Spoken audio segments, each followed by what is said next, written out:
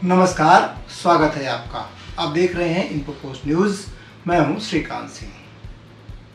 क्या पशु पक्षियों, एयरपोर्ट और भगवान के नाम पर निवास प्रमाण पत्र बनवाने के लिए आवेदन किया जा सकता है? आपको अजीब लग रहा होगा, लेकिन बिहार में ये सब हो रहा है। हम इस घटना की पुष्टि तो नहीं कर सकते, क्योंकि सरकार ने कहा है कि यह सब SIR को बदनाम करने की साजिश है। फिर भी इस दिलचस्प दास्तान को हम जरूर जानेंगे कि कहाँ क्या हो रहा है। बिहार में खगड़िया जिले के चौथम, गोगरी और खगड़िया अंचल में ऑनलाइन आवासीय प्रमाण पत्र के लिए कुछ बेहद चौंकाने वाले और अजीबोगरीब आवेदन सामने आए हैं। इन आवेदनों में भगवान श्री राम, माता सीता, कौवा, मैना और यहाँ तक कि ABCD नाम के व्यक्तियों के लिए प्रमाण पत्र की मांग की गई थी। मामला तब सामने आया जब चौथम अंचल कार्यालय के CO की नज़र इन आवेदनों पर पड़ी और उन्होंने जांच के निर्देश दिए। बताया जा रहा है कि एक आवेदन में भगवान राम के पिता का नाम दशरथ, माता का नाम कौशल्या और गांव का नाम अयोध्या लिखा गया था।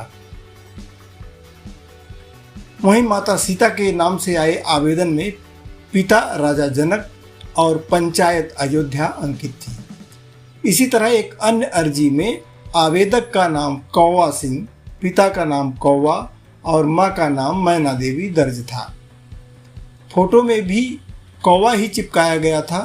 करीब दर्जन भर ऐसे आवेदन RTPS पोर्टल के माध्यम से सरकारी प्रमाण पत्र जारी करने की प्रक्रिया को गुमराह करने की नीयत से किए गए थे।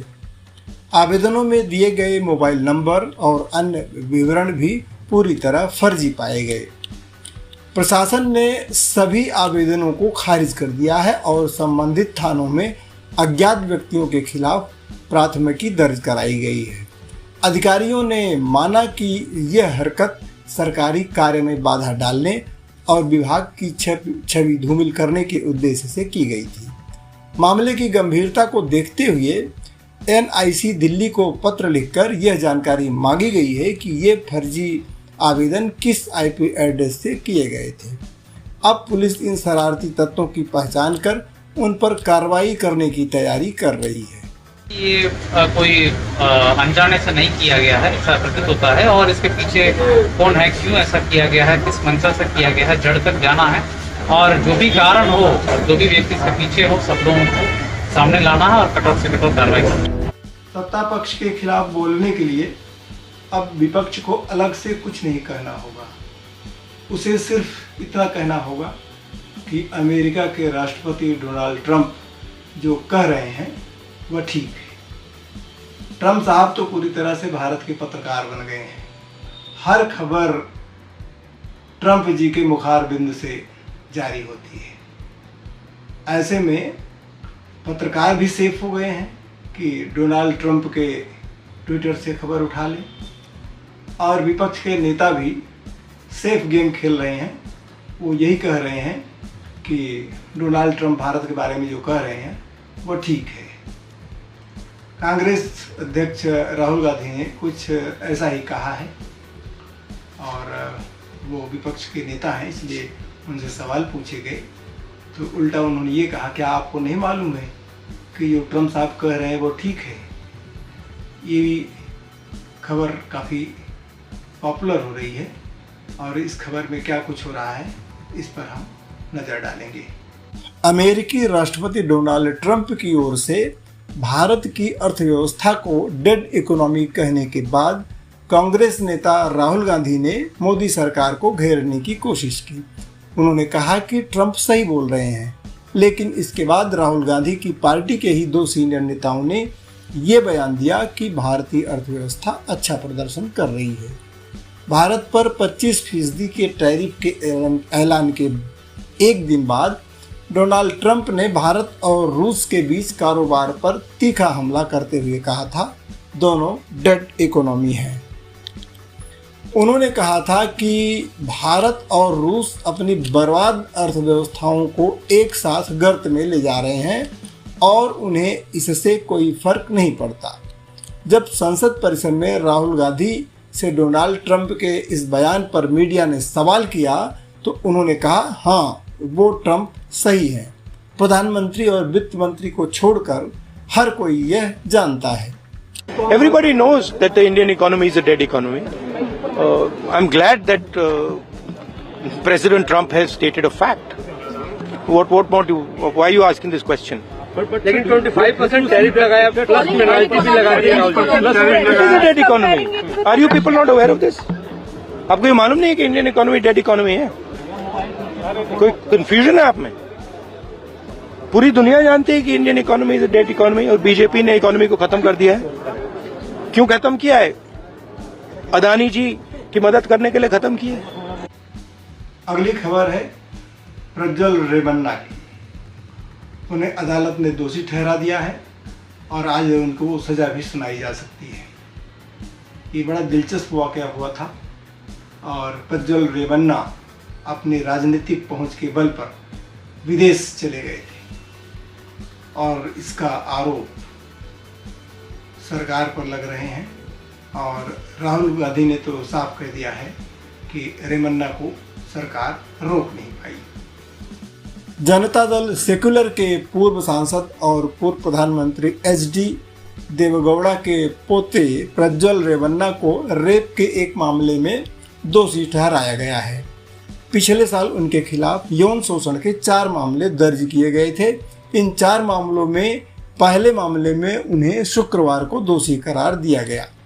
प्रज्वल रेवन्ना को उनके घर में काम करने वाली 48 वर्षीय महिला सर्वाइवर के रेप केस में लगाए गए सभी आरोपों में दोषी ठहराया गया है। निर्वाचित प्रतिनिधियों के लिए विशेष अदालत की अध्यक्षता करने वाले एडिशनल सिविल एंड सेशंस जज संतोष गजानन भट्ट ने ये फैसला सुनाया है। विशेष सरकारी वकील BN जगदीश के मुताबिक इन धाराओं के तहत अपराधों के लिए कम से कम 10 साल से लेकर आजीवन कारावास तक की सजा हो सकती है। अदालत कुछ सबूतों की जांच के बाद सजा तय करेगी। अभियोजन पक्ष ने 1632 पेजों की चार्जशीट, इलेक्ट्रॉनिक और गैर इलेक्ट्रॉनिक सबूत के साथ 183 डॉक्यूमेंट पेश किए। अदालत ने केस दर्ज कराने वाली सर्वाइवर के परिवार सहित 26 गवाहों से पूछताछ की थी। अदालत ने इस साल 2 मई को मामले की सुनवाई शुरू की और मामले को पूरा करने के लिए हर रोज बैठक की। अदालत में मौजूद वकीलों के मुताबिक जज के फैसला सुनाने के बाद प्रज्वल रेवन्ना अदालत में ही रो पड़े। प्रधानमंत्री जी ने उसको जर्मनी जाने से नहीं रोका। जम्मू कश्मीर में तो आतंकवादी रक्त बीज बन गए हैं। जितने मारे जाते हैं उतने ज़्यादा पैदा होते हैं।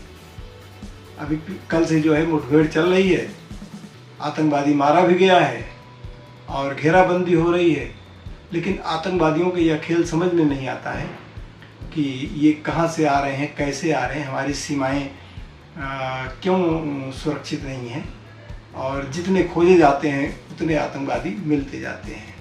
ये भारत की सेना के लिए एक तनाव का सबब बना हुआ है कि आए दिन उसे मुठभेड़ करनी पड़ती है और उसमें हमारे सैनिक शहीद भी होते हैं।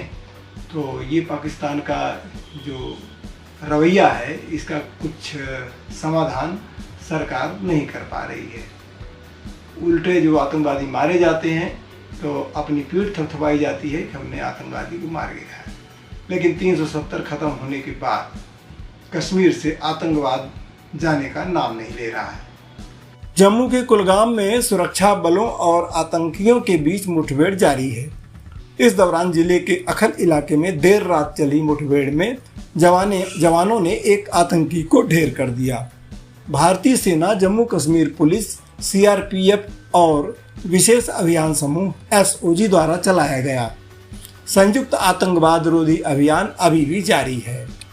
सोशल मीडिया के X अकाउंट पर एक पोस्ट में भारतीय सेना की चिनार कोर ने कहा कि कुलगाम में रात भर रुक रुक कर और तीव्र गोलाबारी जारी रही।